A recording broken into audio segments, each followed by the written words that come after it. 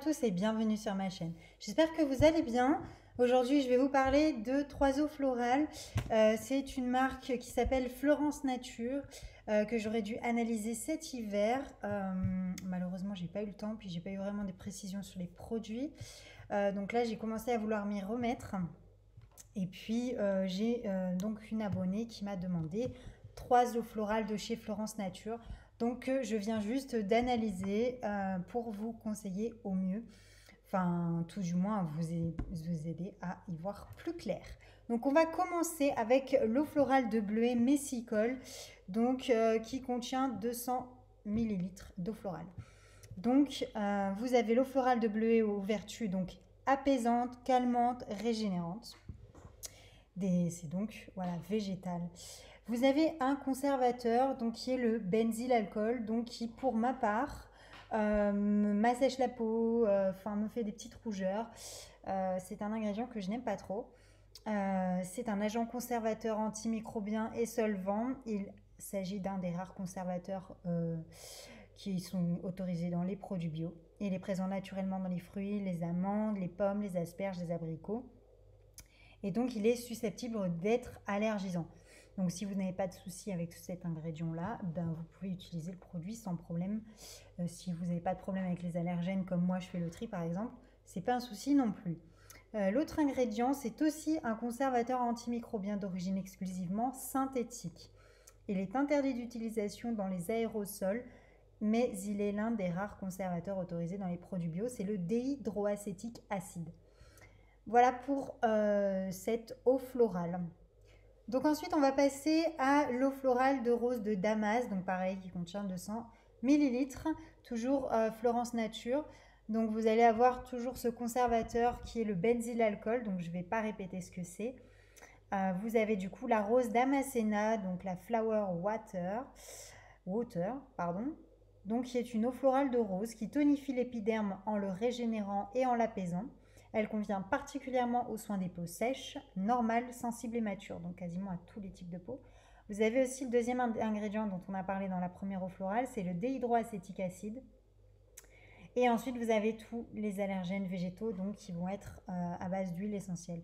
Donc ça, c'est des ingrédients, s'ils ne vous posent pas de soucis, si la quantité non plus d'utilisation ne vous fait pas peur, vous pouvez l'utiliser sans problème. Vous avez donc le citronellol, donc qui est un allergène végétal présent dans la rose et dans un grand nombre d'huiles essentielles. On le trouve aussi naturellement dans les fruits cassis, mûres, oranges, fruits de la passion. C'est un agent qui masque l'odeur désagréable d'un ingrédient. Le géraniol, qui est aussi un allergène végétal, c'est un composé de l'huile essentielle de rose et de palmarosa, et présent dans l'huile essentielle de géranium, citron et citronnelle. Le citral, pareil, allergène végétal, c'est un agent masquant, donc constituant majeur de l'huile de citronnelle ou d'autres plantes du genre Cibopongo, également présente dans les huiles essentielles de verveine, d'orange et de citron. Le farnesol, donc c'est un allergène végétal, extrait du muguet, de la rose, des huiles essentielles de camomille, santal, lemongrass, palmarosa. C'est un agent déodorant donc qui détruit les bactéries, susceptible forcément d'être allergisant. L'autre ingrédient, vous avez le linalool, donc allergène végétal. C'est un composé aromatique présent à l'état naturel dans les huiles essentielles de lavande et lavandin, de pin sylvestre ou de menthe poivrée ou encore dans de nombreux extraits végétaux. Et le dernier ingrédient, c'est le génol, donc qui est un allergène végétal mais controversé. Donc c'est pour ça que cette eau florale me dérange. Et en plus de ça, elle a beaucoup trop d'allergènes qui sont réunis dans cette même eau florale. Donc c'est un composant principal de l'huile essentielle de clou de girofle. Il peut aussi entrer dans la composition des parfums et être utilisé comme agent dénaturant pour rendre l'alcool par exemple, ou impropre à sa consommation ou comme tonifiant. Selon certaines études scientifiques, il serait allergisant, provoquerait des irritations, de l'asthme et pourrait être un agent mutagène, donc qui est une substance qui potentiellement modifie les gènes. Donc voilà pour cette eau florale. Troisième eau florale, du coup, c'est l'eau florale d'oranger, bigaradier. Donc pareil, elle contient 200 millilitres et du coup, je l'ai analysée. Donc l'orange qui est en latin Citrus aurantium amara, donc c'est une orange amère, donc c'est le fruit du bigaradier.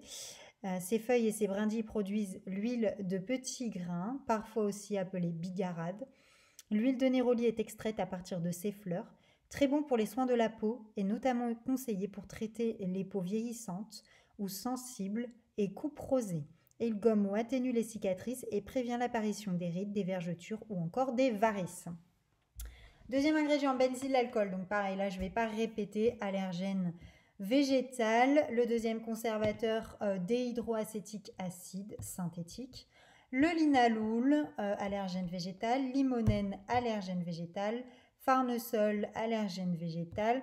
Donc tout ça, c'est des fleurs, des huiles essentielles. Géraniol, allergène végétal. Voilà, donc là, vous en avez un petit peu moins. Moi, je ne vous influence pas. Bien évidemment, là, tout ça, c'est un titre d'information. Donc, vous savez un petit peu ce qu'il y a dans chaque eau florale.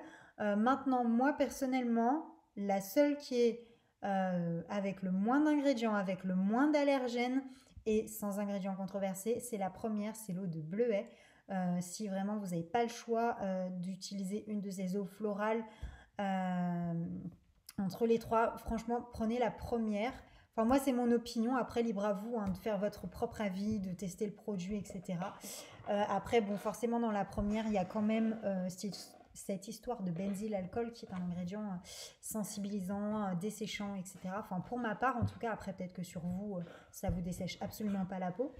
Moi, je suis plutôt adepte des hydrolats, notamment, là, j'ai testé l'hydrolat de bambou que j'ai retrouvé chez Aromazone et vous avez vraiment que le bambou dedans. Il n'y a pas de conservateur, il n'y a rien du tout. Après, bah, forcément, la date de conservation, elle est un peu plus limitée. On va jusqu'à 6 mois, je crois. Et en plus de ça, vous conservez au réfrigérateur.